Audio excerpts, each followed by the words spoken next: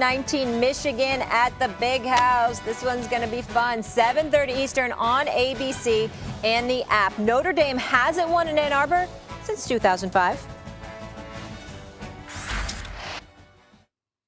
Luka was hearing MVP chants already, scoring 34, and his European counterpart Kristaps Porzingis, making his debut in a Mavs uniform, had 23 after missing last season with a torn ACL and a win over the Wizards. Max, I want to start with you.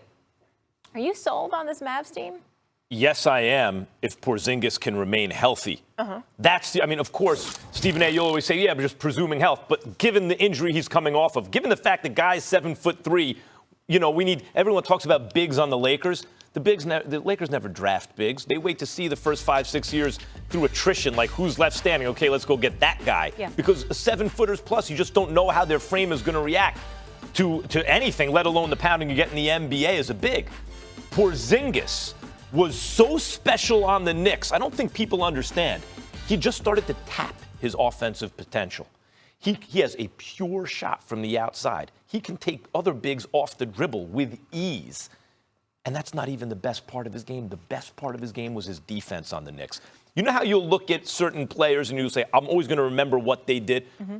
Porzingis was such a defensive changer on the Knicks. The way he changed the game defensively, the other team's offense, I'm always going to remember that. If he gets back to that, and we know he's capable of playing it physically, and his offense improves, Stephen A., he just showed you a little bit of what he could do offensively. And behind him and Luka, they were a lot. That has the chance to be in the conversation, those two, Porzingis and Doncic, as the best duo in basketball. They have that kind of ceiling. Mm-hmm. Yes, if Porzingis is healthy, the Mavs make the playoffs. And if they put one more piece around those two, that could be a championship team. I don't see it. Not right now. Certainly, Porzingis can play. I know what he meant to the Knicks. I know what I saw. Luka Doncic is that dude. He's got a lot of skills. He dropped 34 on Washington last night, but it is the Wizards, who I believe has one of the most awful franchises in basketball. At this particular moment in time, I wish Tommy Shepard a lot of luck, and I'm a huge fan of Bradley Beal, but they are just an awful team. It's just no other way to slice it. It's a damn shame. Thank God for the Nationals, because they ain't going to have much to cheer about with basketball and football season in the nation's capital. Let's just call it what it is. Having said all of that, here's my thing and my hesitation about Porzingis and Doncic. You got those European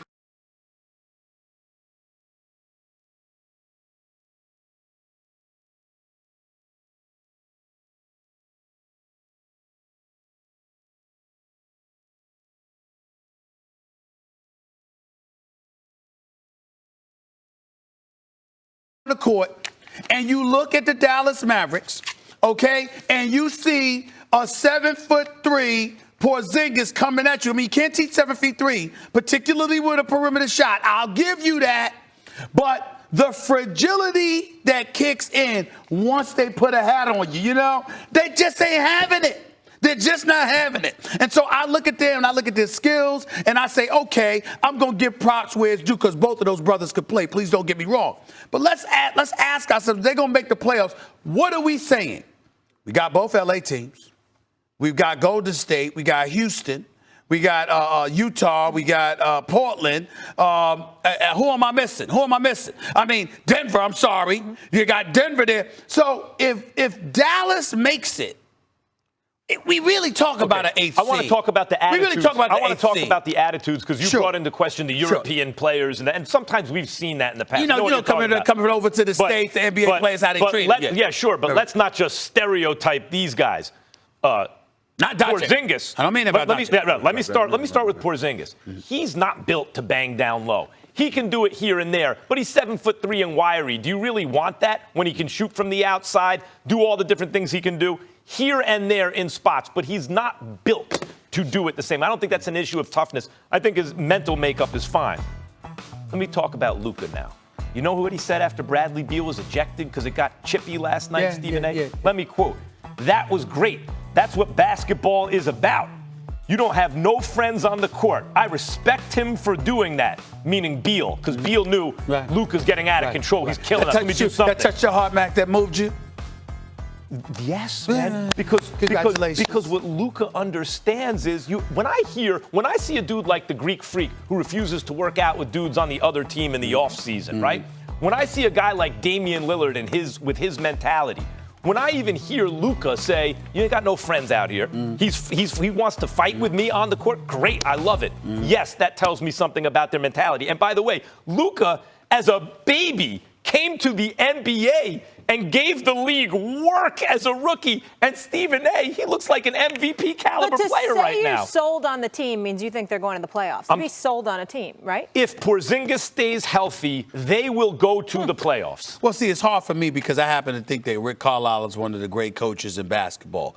And I've known him for many, many years. But I can't ignore the fact that with the exception of 2014, 2015, the Dallas Mavericks have not won more than 42 games. I mean, listen, they haven't 42 games since that time, 42, 33, 24, and 33. Luka Doncic was a rookie last year. We get all of that. We understand that Porzingis is healthy. We get all of that. All I'm saying is I'm not that soda. You telling me that Porzingis is going to make a 12 to 13 game difference because that's what it takes to make the playoffs in the West. If not more than that, I'm sorry. You remember the Clippers were a 7th or 8th seed last year, winning 48 games. Do I see Porzingis making a 15-game difference on the Dallas Mavericks? Better too. Well, I'm saying I'm giving you Luka Doncic. I'm not even questioning him. No, I'm saying he's a couple games better. He's worth a couple extra games over last year. But what I'm saying to you is you're asking me to be convinced that I'm going to see a 15-game improvement in the Dallas Mavericks. I love Rick Carlisle. The answer is hell no. All I'm saying, I don't see it. And everyone's giving Luka props. I still don't know if people understand how good he already is. He's good. But Porzingis is the one everyone's sleeping on.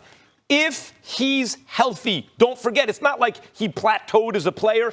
He was getting a lot better still when he got hurt and the Knicks were misusing him. Yeah, he was in the East. This is the Western Conference. I think it's a different animal. Who wants to match up with this dude? You'll find out. You'll find out. Those Beetlejuice eyes of yours. No one wants to match up with Porzingis. You'll see. Oh, there's going to be plenty of people.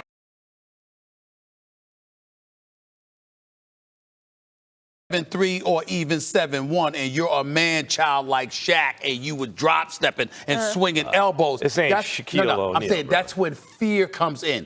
People don't fear a 7-3 shooter. Actually, they don't. Actually, let's talk about another 7-foot shooter on the Mavericks. I'm not saying Porzingis is Dirk Nowitzki. Thank God. But Porzingis has a pure shot. Nowitzki had a pure shot. Nowitzki was 7. Porzingis is 7'3". Porzingis is a way better defensive player than Nowitzki was. Yes, he is. Porzingis' ceiling is way higher than people Jury's realize. still out for Stephen A. on this team. We will get a second look at them on ESPN, though, 8 Eastern. That is tomorrow. Mavs at Pelicans. That one should be fun. When we come back here on First Take, the Warriors take on the Clippers tonight. How big of a threat is Golden State this season? A lot on Steph's shoulders. Plus, how confident should Bears fans be in their starting quarterback? We have a Chicago native, an ultimate fan, making his way to the desk. Comedian, actor, Jeff Garland.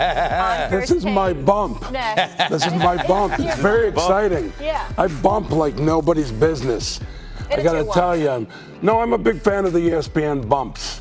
When you do a good bump, a solid bump, people are excited. Yeah. The segment, no one cares. It's all about the bump. That's it. We're done here. And I just did my bump. We're done here. Well, I'm done, but I'll stay. We'll stay.